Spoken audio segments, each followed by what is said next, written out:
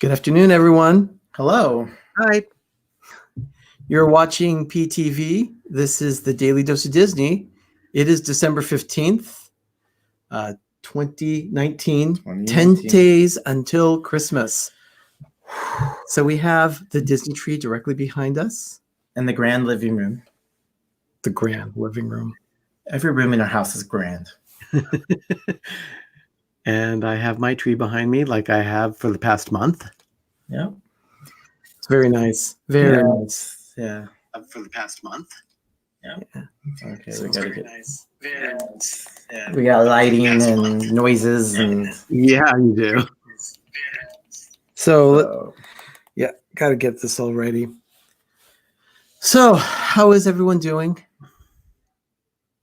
I'm okay. I heard something. There's Danny. I think our TV is on. Yeah, you turned it on to get Brandy. Our TV, I think our TV is on. So sorry about that. Hey, Danny, how are you doing? Hey, Amy, welcome to the stream. I am not. I'm not saying it. I don't know what's going on. I'm not getting. There we go. Okay, yeah. I'm getting comments. Yeah, I've got my my phone open too. Alex, welcome to the stream. Good to have you. Captain Akron, good to have you. Okay, there it is. I see people. Hey, how am I? I'm going nuts trying to find out what to get dressed for Christmas. Oh, Danny, we could probably discuss that offline. So, we'll come up with something. Get gift cards. A double trouble. Yay. Hello, Todd. Thank you for being here. How you doing, Stevie? Good to see you. My tree looks a little different today because it's in front of a window and there's a little bit of light coming through the window.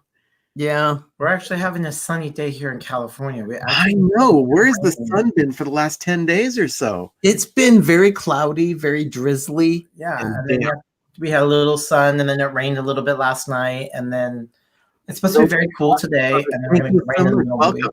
Hey, Robotnik Brothers. Good to see you. It's been a while. Haven't seen you for a while. Trees. Yeah, we've got our trees. They're both rotating. The one directly behind Ben. Want to talk a little bit about that tree? Sure. This tree is 6.5 feet tall. It's got 1,600 lights on it, and it has nothing but Disney on it. And I have no idea how many ornaments are on it, but we'll be doing a contest sometime in January to give away an item yet to be determined when people guess the correct amount of ornaments and things I have on the tree. Yeah. Guess an ornament, get an ornament. That's easy. Yeah. So, and the tree behind us, let me go ahead and just give a little bit more of a view. Wow. There's Mickey on top. And Mickey rotates. So that is the Disney tree. It's 7.5 feet tall. There are about 1,800 lights on it. Do you remember the count, Ben? I want to say 1,800. So 1,800 lights on that tree, 1,000 ornaments. And yeah, it does rotate. It's on a rotating base, just like Ben's. We have 3 twirly trees in this house. I have 2 in my home. Yeah. Yeah. Can't have enough of us. So Stevie says it rained and snowed here in New York in the same day. Wow, that's a temperature fluctuation. Wow. So thank you, Robotnik Brothers. I'm glad you like the trees. Yeah. So yeah, we have a very specific way of doing the trees and so forth. Layering and lighting. Ben did a video about a week and a half ago for Life with Ben about how to light a Christmas tree the Pepper Tree Villa way. So it's a good thing that you can check that out. It snowed here this morning, raining now. Oh, yeah, we have no snow today. No. We have no rain today. As a matter of fact, we're going to talk about snow today. I've gotten some conflicting information about this particular story. So we're going to go ahead and start the Daily Dose talking about today in Disney history. And that is on December 15th, 1966, Walt Disney passed away. And it was a dark day for the Walt Disney Studios, for the company itself. They lost their leader, their visionary, their dreamer, and the world lost a little bit of joy that day. And I'd seen rumors online from various sources, from a few sources. They said, yeah, Disneyland did this, Disneyland did that. From what I could see, Disneyland remained open, but they did lower their flags to half staff that day. I did see one place where it said that it snowed in Anaheim that day, kind of an irony of the day to show that the weather had, a little feel of what the world was going through, but it's not true. The last time it snowed in Anaheim, from what we could find out, what was the year, Doug? There was a big one in 49 and I believe one in 62. That was pretty much it when it hit all of Southern California. So, and not even on this day, it was just snow, period. No, it was just, no, it was this time. Oh, it was on this day. Okay. In this day and rate. On this day. So, and also we have been to the family plot at Forest Lawn in Los Angeles. It's kitty corner from the Walt Disney Studios. So we have seen where his final place. It's close to the studios. Yeah, it's very close. He's not frozen. There's nothing, his head's not chopped off. So we just want to get that all out, is that we just, Walt was an amazing man, brought us all together, created so much stuff. And, I had to bring up some of those things because it's like, no, we have been there.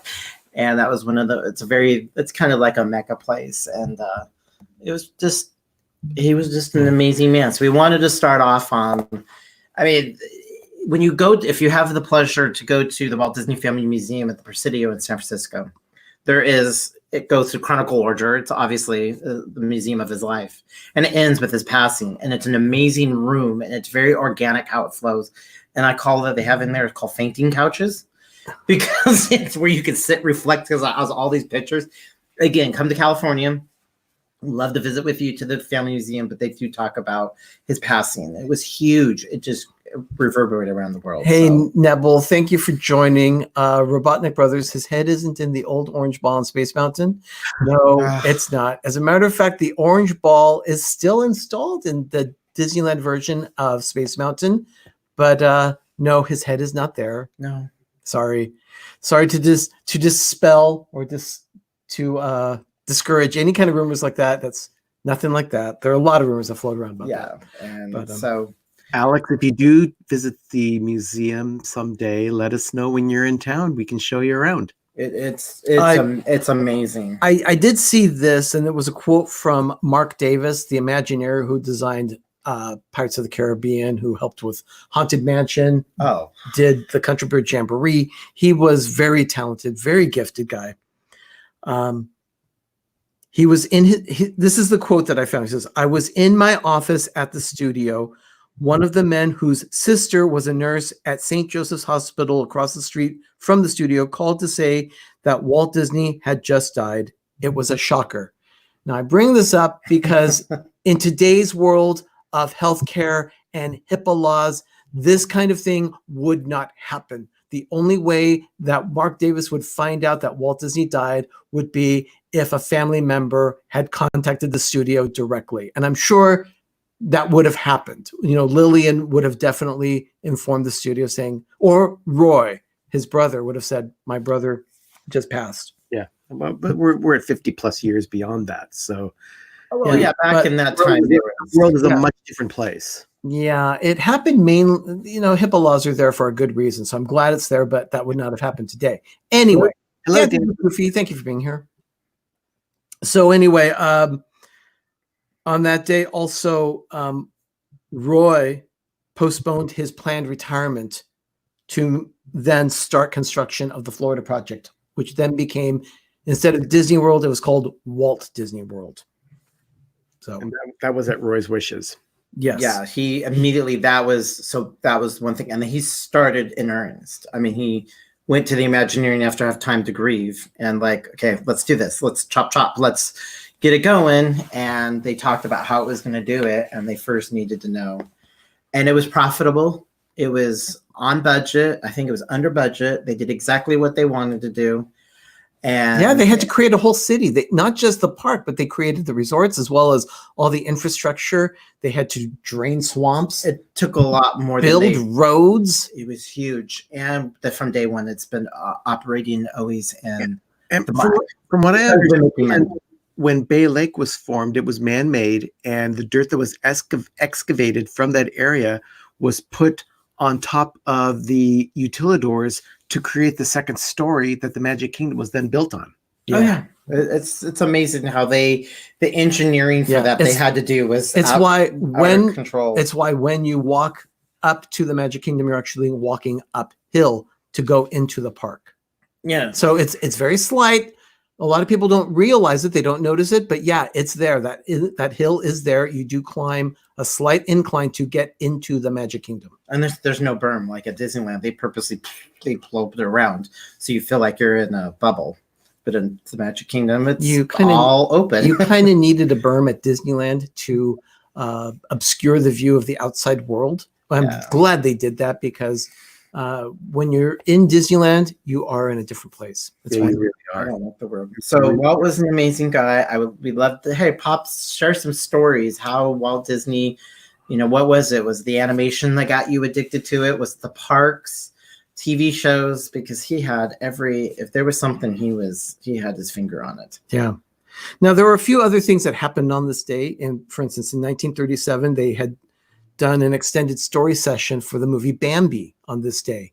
They did, of course, character studies. They brought in animals so they could learn how to draw them, that kind of thing. But on this day, they did an extended story. But it was decided later that instead of going with Bambi as the second film, which was the original plan in the animation studio, they moved it to Pinocchio. And then they, of course, pushed off Bambi. Ended up being, I believe, it's the fifth film in the animation studio arc. I believe so. Yeah, it starts with Snow White, Pinocchio, Fantasia, Dumbo, then Bambi. I believe that's the order. So yeah, on this day in 1939, there's a ski resort ski lodge in this Northern California in the Sierra Nevada. And by the way, Todd, to comment on it earlier, you said that your mind blown was because of the snow in California. It snows in California every year. We rely on that snow for our water supply. We do. The Sierra Nevada is very tall, very high mountains. Yeah. There was one peak on the highest peaks in the Sierra Nevadas. I think it was last year or the year before last. It broke one of the records over 100 feet tall of a snowpack, but that's way high. So we know we love our mountains. That was Mount Whitney. Yeah, we love our mountains, and we get snow, and a lot of California can get it. It's not. But the reason why I bring this up is because there is a Sugar Bowl Lodge at Sugar Bowl was built, and it was actually an inspiration from a Goofy short from 1941, but it was the inspiration for the Goofy short in 1941. Hey, Dougie. Hey there. Thank you for being here. So the Disney Studios took a look at that ski lodge, Sugar Bowl in the Sierra Nevada, and that was the inspiration for the cartoon short that they had of Goofy, where he taught the art of skiing. In 1939, there was not a lot of skiing places in the late 30s, and that was huge.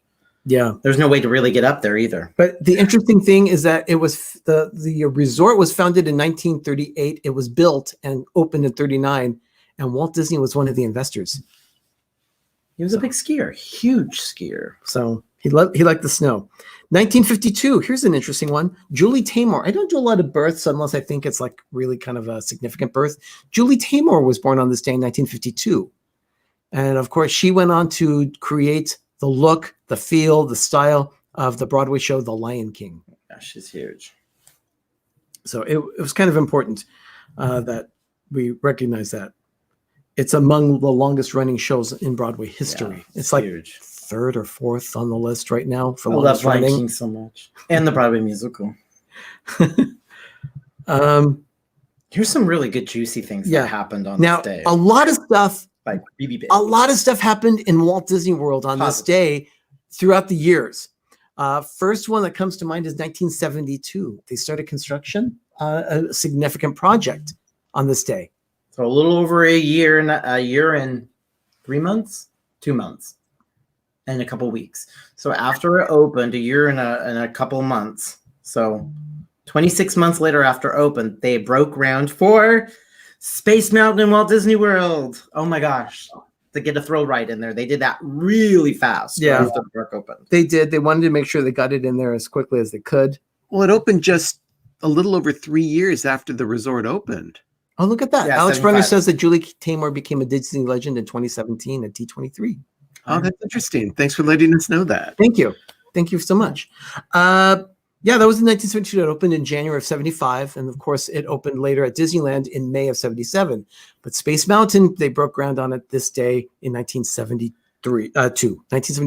1973, they had already broken ground on this attraction because There was a little bit of really bad things happen. This is the only bad press that happened when Walt Disney World opened at the Magic Kingdom opened.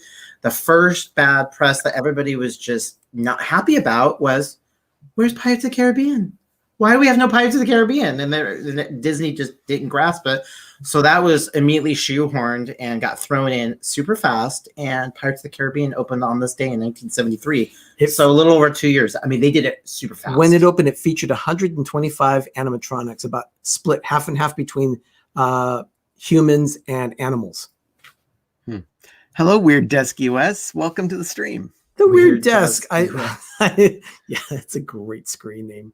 It's actually a great channel. But going back to the space, one more thing, it is called the Matterhorn of the East because in technicality and some of the layout, the Matterhorn layout and the type of steel roller coaster and the dueling kind of thing, it's actually based. The inspiration was based on the Matterhorn. Yeah. So that's why they did it. That's so why quick, they so have, fast. what is it, Alpha? Is it Alpha and Beta? Yeah. So I think those are the two tracks that they have. Where Disneyland's attraction is so different. I'm not that familiar with No. the naming of the sides of tracks in Florida. I should know better than that. Right. Well, we're heavy. We do know we are very big Walt Disney World fans, but we're not like super because we don't live there that close and go there much. So Hey, Real Brooklyn, welcome. Hey, the Hey. real Brooklyn, thanks for joining. 1987. another big opening. Yeah, well, it was originally shown at Epcot when the Oh, I thought you were 3D talking about technology. that one thing. No. The technology came out for 3D films. Magic Journeys was originally shown at the Journey to Imagination Pavilion in Epcot. It opened in Magic Kingdom on this day at the Fantasyland Theater, Magic Kingdom, 1987. And then 1989, it was not an opening day attraction, but Star Tours opened on this day at Disney MGM Studios in 1989. Wow. Yeah. So Star Tours, and that opened, but the park opened in May of that year. It was yeah. only- So it was not technically an opening a day attraction. It was more like a 7-month opening day attraction. Yeah. Well, they most likely had put that thing under construction after the park had already been finalized, and they already started an expansion right away. Yeah. Yeah. It was Well, the park opened with not very much to do. Yeah. It was It complete literally was for- a half-day park to begin with, and it was originally how it was designed. But when they found out that it was such a destination, they started to throw a lot of other things at it to expand it to make it a full-day destination. Well, in the Imagineering story, they actually talk about that, where it was supposed to be small, and then all of a sudden it grew and grew. Oh, let's have more, and let's add more, and that's when Eisner actually was open to do stuff. And Frank, so It had originally actually been envisioned as evolved. it had originally been envisioned as just a pavilion at Epcot. yeah. So Yeah. that's definitely in it. It was opened up. And Michael Eisner was this one that said, no, we can do a whole theme park. Well, he also wanted to make it a full-on studio, like studio, Yeah. record, and that's why it exploded to as big as it was. It was supposed to be so much smaller than what it originally was. It doesn't hurt that Michael Eisner also knew of Universal's wishes of getting a park built in Orlando. True. Very true. Very true. 1997, this is kind of ironic. Lillian Disney, Walt's wife, was 98 years old on this. At Hey, this Corey, time. welcome to the stream. Oh, very nice. Corey, great to see you. So on this day, 1997, the interesting thing, Lillian Disney, Walt's wife, had a stroke on this day in 97. Wow. Yeah. That's 30 31 years after a little 31 years after 31 his years husband. after Walt passed, she had a stroke on the day that he died. Do we have any idea how old Lillian was at this time? At that time, she was 98 years old. Wow. Yeah. Wow. I think she passed right after that. Yeah, she didn't live much longer than that. But you know, 98, that's a Very long life. That's- Very long life. And she was around secondhand soap too. I mean, And then I'm being honest, because he was a heavy smoker. So she lasted. She had great lungs. Yeah. okay. Now, Ben, think about this one. Okay. Am I going to get a mind blown? No. You're just going to answer the question because I know you know the answer to this. What film opened on this day in 2000 that included the line "Wrong Lever"? Oh, Emperor's New Groove. That's Oh, it. God, I hate you people. You guys do that all the time. Oh yeah, our trees are synced up. Corey, thank you so much. Yeah, the tree behind us. The I'll Disney explain tree. for people that have just joined. That is our Disney tree. There are 1,000 Christmas ornaments on it. It's 1,800 lights. It stands 7.5 feet tall and it rotates. Now, when we refer to ornaments, we're not talking about just physical ornaments. We're talking about anything that we deem to be able to throw onto a tree. It could be a popcorn bucket. It could be a button. It could be a plush toy. It could be an antenna ball, a keychain. Yeah, There's all kinds of different things that we create We get really quick. or we turn into Christmas ornaments that we throw on our trees. I could just We still don't know how many ornaments I have on my tree, and I keep adding to it. So at the season, we're going to take a firm Whoops. count. I just dropped it, but I'll put it back. What did you drop? we're trying to show. I dropped this. I wanted to show one specific ornament that we do. Oh, We have there this you go. antenna ball. Well, not really a ball. It's an antenna number, but it's An from antenna 2006. Antenna topper. This is a lanyard of Disneyland. A lanyard medal. So you can. So yeah, we put anything on the tree. So As how- long as it's Disney related, we put it on the tree. So I know where this goes, so I paid attention. It goes by this ornament. Yeah, and I know where this one is. So- Best decorations. I do that too, and make some as well. Weird desk. Thank you. That's awesome. Yeah. A lot of people come in and says, "I never thought of that. It's kind of unconventional." Well, The antenna toppers work really well on the artificial trees because of the way the tips are designed, because you can just shove the antenna topper right on the edge of the tip and fold it up, and you've got an ornament. yeah, it works very well. So yeah, that's our trees. They rotate. Very Disney. So Thank you for looking and appreciating it. It's really fun. on this day, the Crystal Palace in 2002, of course, that's the one at Magic Kingdom. It reopened on this day in 2002 to include character dining. It went through an entire renovation. The odd decade was huge for Walt Disney World to get on the character dining bandwagon for basically all of their hotels. You can notice that was about the time when that shift was happening. And also on that same day in 2002, the city of Los Angeles they proclaimed the day Walt Disney Imagineering Day. And they held they did a presentation at Walt's Barn in In Griffith Park. what year? 2002. Oh, okay. Well, but that was the 50th anniversary of WED too. Yeah, it was the 50th anniversary. No. Yeah. It was the 52 to 2002. Yeah, 52 to 2002. That's why they did it. It was the 50th anniversary. of WED. Wow. Because didn't you guys watch the Imagineering story? I need to watch it and rewatch it and rewatch it and rewatch it and rewatch it. There's a lot of information there. On December 15th, 2004, the stage show musical Mary Poppins opened in the West End. Ooh. And you saw that. What year did you see that, Ben? 2006? I think it was 2007.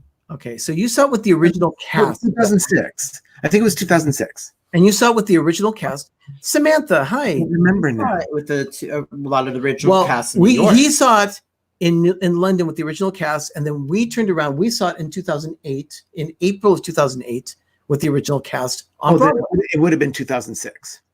Yeah. No, we saw it right. Yeah, because it opened up in London and then it came to New York really quickly. And I think it was almost all of the cast, not all of it from London, came to New York. So we did get almost see the original cast in New York. Dances with Goofy. If you wait until January to watch it, it'll be worth the wait. It is such a great story. It's a great story. Yeah. Yeah. Oh my goodness. Yeah, it's fantastic. Oh yeah. It's amazing. It's one of the best things on Disney Plus. It really is. I'm gonna wait to watch episode 6. I've been told that there's some spoilers there for Rise of the Resistance, so I'm not gonna watch that episode until I actually go on the attraction. I don't want any spoilers. Yeah, that was very heavy-handed in Star Wars Land. Well, yeah. So- Well, the attraction in California doesn't open until January, and we're planning to go sometime in February. Yeah. So, fingers crossed. Yeah, definitely. Last thing that I have to mention is that on this day, and it's kind of interesting, on this day in 2017, a movie from Disney Studios came out. It was called The Last Jedi. Wow. And now we have, this weekend is going to be the next Star Wars, the last of the trilogy that they produced. Yep. Yeah. So we get to be doing that. Oh, and also it's official that Frozen 2 hit over $1 billion worldwide. Holy cow. So, it accomplished that this weekend. 366, so just shy under 400, well, about $366 million just domestically, and 666 worldwide. So they just went over $1 billion, and that opened on November 22nd. So over 4 weekends. 4 weekends, it got $1 billion. So they knew they had a little like juggernaut, and we have been really crazy, and we haven't watched it yet, but we'll get to it. You can only squeeze in so much in your life. But so there's the Frozen thing that was big news, and that's pretty much what's happening. That's pretty much it. So so this is a real big day. I'm wearing my paying homage to Walt Disney, my Mickey Walt Disney Studios, and I have my Toad shirt. Not that we gotta have some really cool shirts. Of course, you get Disneyland. Is Mickey on that one? Yep. Oh, So, there he is. Wear something that has the word Walt Disney on it, or something that was very that had his paw prints all over it, being Disneyland. Anything that was him. Yep. And wear it proud today. Yep. Ben, Candy Mom is asking, you collect pins, right? Do you like Frozen? Candy Mom, I do collect a lot of pins. I'm actually not the biggest Frozen fan, but I do appreciate Olaf. Yeah. How can you not appreciate someone that loves warm hugs? Yeah, we saw on Friday, because I've seen Frozen, like winter ties, and I'm like, okay, we saw it Friday after we got home from work when we had dinner, and we were going to see it Sunday. Well, you had back issues, so it's actually a really good movie, and it is a good thing. It's just she got a pin at the movie release. Okay, that's nice. Those are kind of special. Those are cool pins. I like that kind of stuff. Yeah. Sorry, I'm late to the game. Was out Christmas shopping crazy out there. Disney World Freak. Disney World Freak. It's called Click and Ship. Click and Ship. Click and Ship. Yeah. Doug's really big on shopping on Amazon. Doug's really big on shipping, on clicking and shipping and buying. Hey, Jonathan. Good to see you. Yeah, welcome to the stream, Jonathan. A week from a half. I mean, we just saw that Brandy and Dave and their family actually chopped off a tree. I mean, we started. Candy Mom, thank you. We started September 14th, and we just finished yesterday on December 14th, 90 days to the day. We put up our last tree and put up our last decoration, just fast with everything to get the house ready, because we had a little open house. So it took us 90 days to do our house, where Brandy and Dave just started to cut down their tree today. Oh yeah. Gosh. Oh yeah, they did it. They did it live on Instagram. It was So really cool. I don't get it. And then 90 and they do it. By the way, for the record, coming up next year, we have to arrange it with Brandy and Dave, but we are going to be doing a cooking demo with them live on one of our channels. So not next year in December, sometime in 2020, we're going to start that arranging. So starting in like January, Brandy, Dave, and the three of us will be coordinating an effort to do a cooking demo on our channels. We don't know if it's going to be live streamed. We don't know if it's going to be video, but we will be doing some form of cooking demonstration, including me. Heaven help us all. Okay, Robotnik Brothers says we're getting APs for the family for Christmas this year. Wow. So we'll be going as much as possible in 2020. That's Now, Robotnik Brothers, is that going to be for Disneyland Resort or Walt Disney World Resort? Yeah, California or Florida. Because if it's California, let us know. We'd like to see if maybe we can hook up sometime and do something like that. Whenever we were down there, Oh, Corey, how long do you leave them up? We leave our trees up and through at least January 6th, Epiphany. So we enjoy it throughout the entire Christmas season. The 12 days of Christmas, as tradition goes, a lot of people think it's the 12 days before. It's actually the 12 days after, because Christmas Day is the first day of Christmas. Yep. And then it's all 12 days. Right now. So then this January 5th is the last of the 12 days. January 6th is Epiphany. So we leave our trees up through Epiphany. Robotnik Brothers, Disneyland, fantastic. Let us know if you're going to be there. We'd love to meet up with you sometime. Yeah. We'll do a YouTube meet and greet. But if you think about it, if you just want to give a blanketed, the gift that keeps on giving, and you say, okay, family, we're going to plunk out this huge amount of money. This is all everybody gets. You know what? I'd be thrilled with that. I would not complain. I don't need to unwrap anything, just eat. So, yeah, I think that's a brilliant idea. Family gets annual passes to Disneyland. Disney World Freak is saying you all need the outfit Dave wore on Thanksgiving. You know what? I don't have a coat. You know what? I have a chef. I actually have 2 chef coats. I have an actual real one. And Ben, what about you? I do not have a chef coat. I don't even pretend to be a chef. If I wore a chef coat, I would feel like an imposter, and it would be an insult to all the true chefs of the world, even those who aspire to be chefs. I'm not classically trained, but I kind of consider myself. But I don't label myself, but I could wear one because I have done it, and I actually worked in a real commercial high-end Michelin star restaurant, where I got to cook. Me putting on a chef's coat would be like me putting on a doctor's lab coat. It would end badly. Probably me with like putting on like a fireman's jacket or something and showing up to a fire and saying, "What do I do?"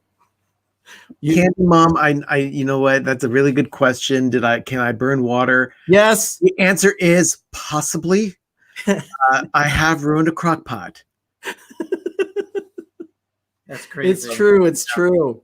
So tomorrow night we're going to be live. Tomorrow, we got to talk about. Can you believe it, Ben? Go ahead and tell us what's going on tomorrow night. Tomorrow night, please join us as we do a taste of Christmas. We went out to Trader Joe's and stocked up on some of their items that they release for special editions this time of season.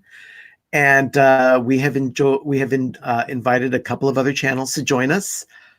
If you want to join us, grab a front seat, and you will not be disappointed as we taste peppermint, eggnog, gingerbread, and all kinds of other taste treats of the season. That's the Taste of Christmas on PTV Live, only on PTV, Monday night, 10 p.m. Eastern, 7 p.m. Pacific. All sugar all the time. So basically, Christmas is nothing but sugar. So I think we're going to have a wastebasket beside us. I don't know how this is going to go. If it's anything like the Taste of Fall, it'll be interesting. Yeah.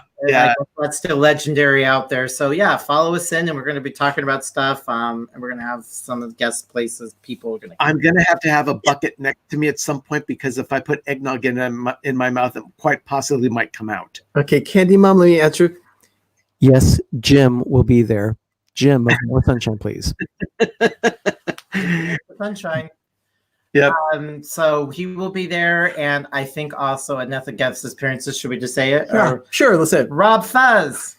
Rob Fuzz will be joining us on PTV Live tomorrow night. Yeah, he wants to be part of our I call our reindeer games. Yes, Jonathan, you're right. Rob Fuzz has been excited for this. Oh, yes, he has. About it. He gets excited about all the little things. He's so special. Yep. He's a special man. So we have that going on.